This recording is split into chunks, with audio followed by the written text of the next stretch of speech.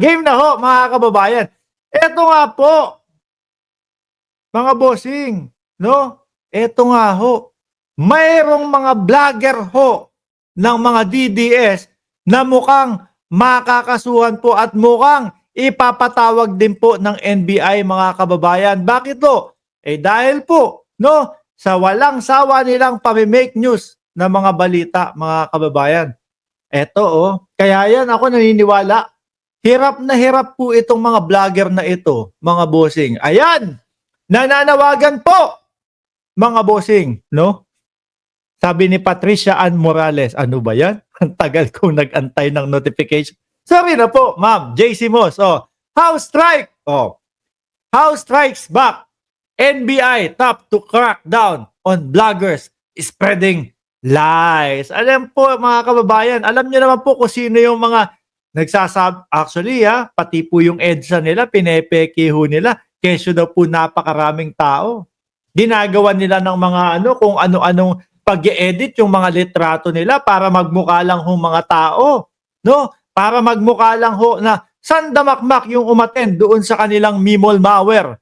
Ano daw ho ito? Oh, the House of Representatives Quad Committee has requested the NBI, National Bureau of Investigation, assistance to identify, investigate, and prosecute bloggers who distort the truth, fabricate lies, and disseminate them on various social media platforms to discredit the panel on its going investigation. Samantalang ho dito, mga kababayan, sa mga government supporters, sa mga sumusuporta kay Pangulong Bongbong Marcos, yung mga kakamping, majority po, mga kababayan, abot po ang pasasalamat.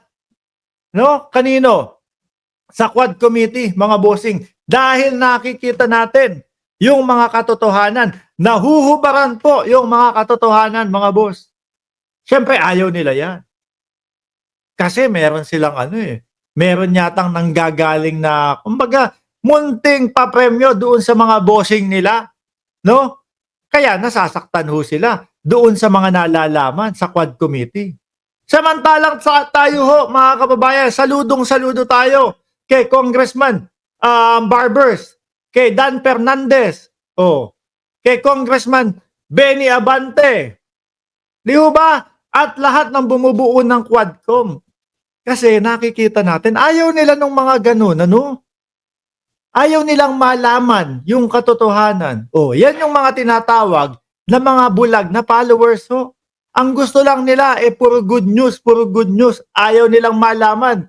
Pagka yung mga, kontra na sa kanila, pagka yung mga madadali na yung kanilang mga bossing.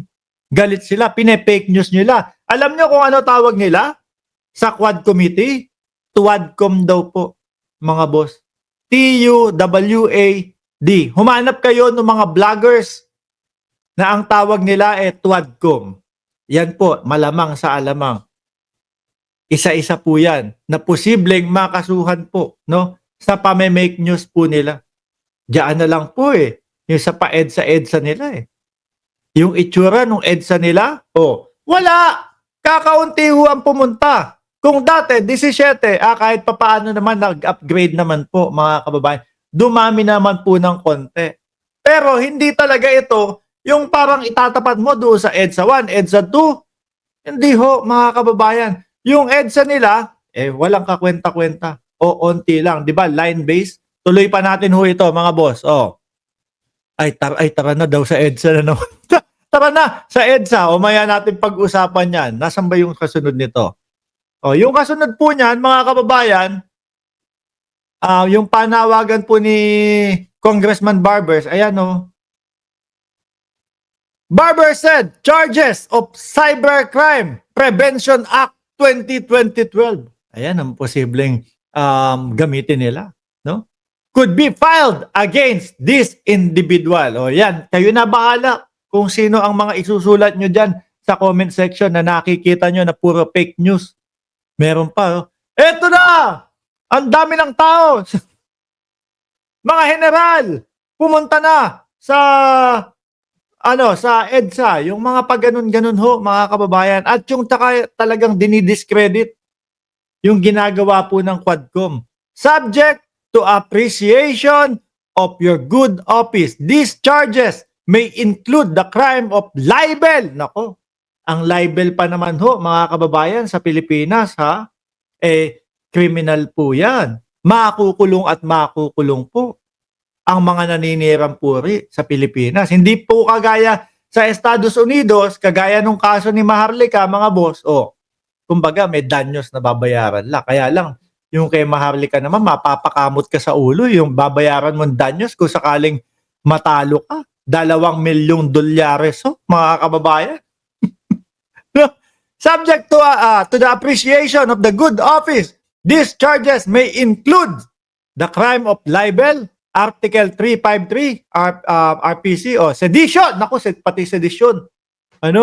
Conspiracy to commit sedition, incriminating innocent person, and intriguing against honor, all in relation to Section 6 Cybercrime Prevention Act. Dapat naman po talaga, mga kababayan, magawan po ng magawan po ng pagkilos itong mga ito para matapos ho. Wala, hindi ho titigil eh. Nililin lang ho nila ang sambayan ng Pilipino, nililin lang po nila ang mamamayang Pilipino. Pati nga dating Pangulong Duterte, nagpe-fake news Pati ang dating Pangulong Duterte, nagsisinungaling eh. Kagaya na lang ng pagsasabi ng bangag daw ang ating Pangulo. Napatunayan ba? Wala naman. Di ho ba?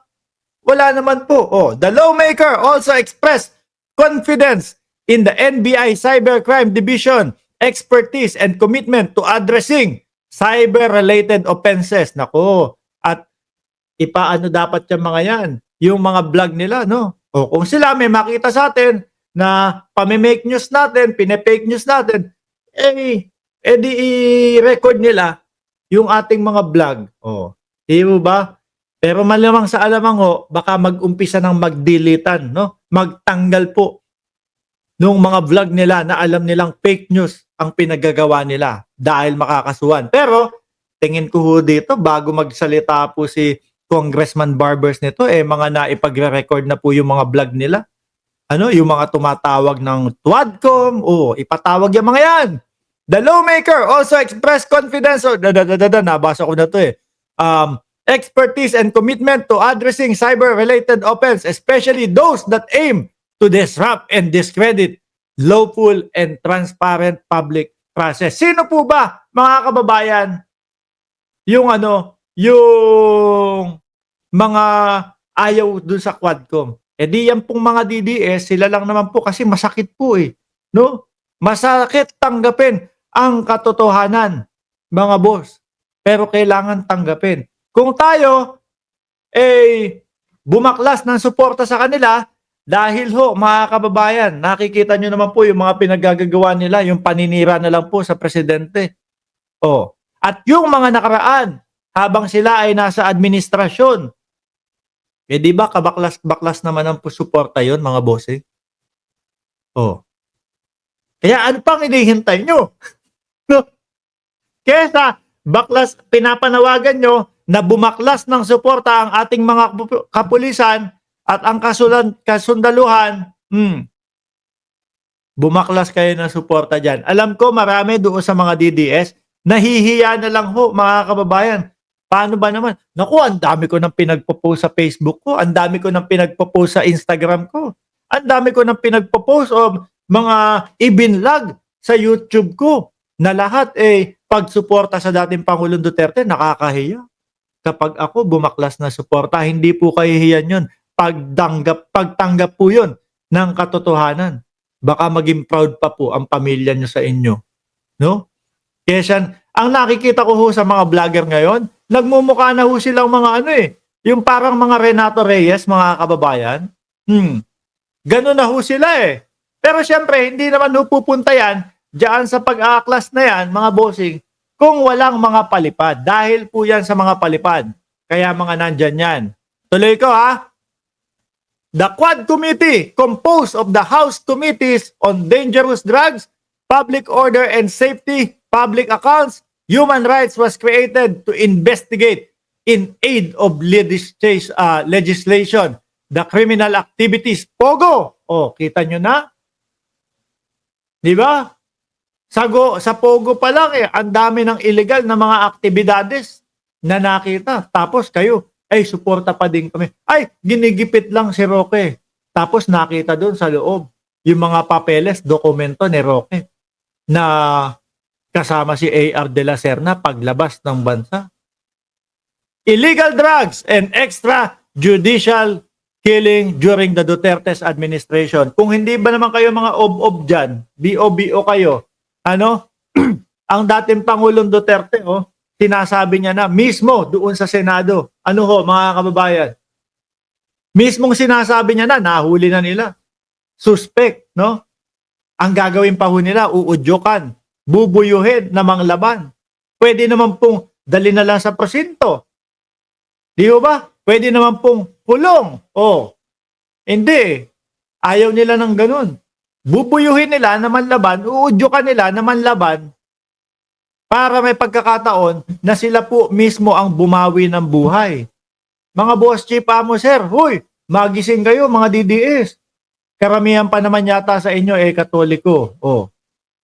Sa Katoliko po ang sinasabi pro-life tayo. Tapos nakasuporta kayo doon sa mga anti-life. Di ba? Nakasuporta kayo doon sa, kumbaga, ang buhay 20-20 lang. Sabi ni Spade 21, kasi may reward system. Kasi kaya pinipilit manlaban. Di ho ba? Isip-isip din ha. Kung talagang tama yung pananampalataya ninyo. Kung tama talaga yung inyong sinusuportahan. Di ba? Janelle Van der Harst. Bloggers flock at the sidewalk. Mimol malware cause they make money out of it. Subukan nila i-off ang monetization. Walang pupunta dyan. Subukan nila. Nakagaya nung ginawa ho natin, mga kababayan. Naka-off po yung natin, yung mga palipad-palipad na yan. Hindi po sa ayaw ko. No? Kaya lang po, para sa akin, pinaghirapan nyo po ng maigi yan No? Lalo na po sa mga kapwa natin, mga nakatira sa ibang bansa. Pinagpaguran nyo po yung pera nyo, mga kababayan. Kami naman sold na kami doon sa sweldo ni YouTube dito. Ibigay nyo po yan sa anak nyo. Ibigay nyo po. Naku, hahagilapin kayo nung inyong mga inaanak. Pagdating ng Pasko, doon nyo ibigay yan. Mas karapat dapat po. Di ba? Mga kababayan. Sa mga magulang. Yan. Okay na po yan. No? Hindi naman po sa nagmamalaki kami. Kaya lang, kami naman dito okay na po. No? Meron naman negosyo. Meron naman pong pinapasahod din ang YouTube. Kada gumagawa kami ng mga content. Okay na yun. Kaya ang ginawa po namin, inop namin lahat mga kababayan para para hindi nila masabi na si Mark Ramos naman palipad lang ang hinahabol niyan, no? Di ba? Mga kababayan, subukan mo tanggalin yung mga palipad niyan. Malamang mga bossing, magsiuwian ng maaga yan. Tuloy natin to. Subject, ito pa ba yun? Hindi, iuusog ko pa. Yan. Surigao del Norte Representative Robert Ace Barbers, overall chairperson of the Quad Committee, sent a letter. Nako, ayan na.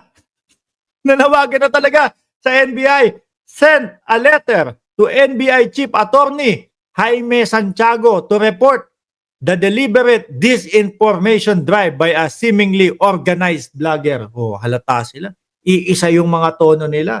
Alam nyo mga kababayan, sila Takeru Miyamoto, Mima Alicia, Coach Jarrett, sino pa? Sangkay Janjan, Mike Cervera, sino pa? Direct Freddy Valera, patawad kung may nakalimutan ako ha. At yung iba pang mga vlogger na nakasuporta po sa gobyerno at kay President Bongbong Marcos. Magkakaibigan kami niyan. Pero hindi kami yung parang tipong, eto vlog mo to, ganito, ganyan. Hindi organisado. Kumbaga, kung ano vlog ko, ito vlog ko. Kung ano vlog nila, yun din po, mga kababayan. Kung paano nila. Pero, kung makikita nyo po, nagiging organized po yung pagpapaliwanag, mga kababayan. Kasi simple lang naman po no? Basta kapag hindi fake news ang ipapaliwanag mo, si Chris Ulo, pasensya na, munti ko na makalimutan. Pag hindi fake news ang ipapaliwanag mo, napakadali ho, simpleng-simple. Walang kailangang script, no? Eh sila mukhang may script pa. Mukhang, Siniolo, ayan. Madami tayong nakakalimutan. Kaya ayoko magbanggit ng pangalan. Pero mahal ko po yung mga yan, mga bossing. No? Kung meron po man akong makalimutan diyan sa mga vlogger na mga pangalan na yan. Si Jake Magnus. Ano po? Patawad, pasensya, hindi ko sinasadya. Madami talaga. Biyahe ni Kuy. Tuloy natin to. Barbers, in the letter date, November 25, also ask NBI to secure, preserve all digital evidence. Naku, lagot kayo. Ito na nga po mga sinasabi ko, mga kababayan. No? Malamang po sa alamang, magburahan po ng mga content yung mga yan. Dumulo na tayo. Very obvious na well-organized at bayaran. Aba, may bayad pala sila doon, ha? Ano to oat milk, no? Talagang pagod na pagod ako. Halos 2 oras mahigit yung pagtakbo. Pero alam niyo po, kayo, bawat isa sa inyo, magpalakas po kayo ng katawan nyo, no? Bukod sa para sa sarili nyo, para din sa mga mahal nyo sa buhay. Mas matagal nyo silang makakapiling. Ako naman po, kaya ako ginagawa yun. Bukod po sa maging malakas yung katawan ko, para na din po sa mahal ko sa buhay. Tuloy! Very obvious na well-organized at bayaran ang mga vlogger na ito na gustong sirain ang pangalan ko, ng kapatid ko at mga Quadcom members. Sabi nila, ito yung mga bayarang grupo ng tagapagpakalat ng kasinungalingan. Siguro nasasaktan na ang kanilang mga employer na boss, pogo operator at drug lord dahil sa patuloy ng Quadcom investigation. Correct. Malamang pinapagalitan na yung mga vlogger. Ano ba yan? Ang hihina niyong bumanat. Di ba? Ang hihina niyong bumanat. Wala. Hindi niyo mapahinto yung Quadcom. Lagot sila, mga kababayan.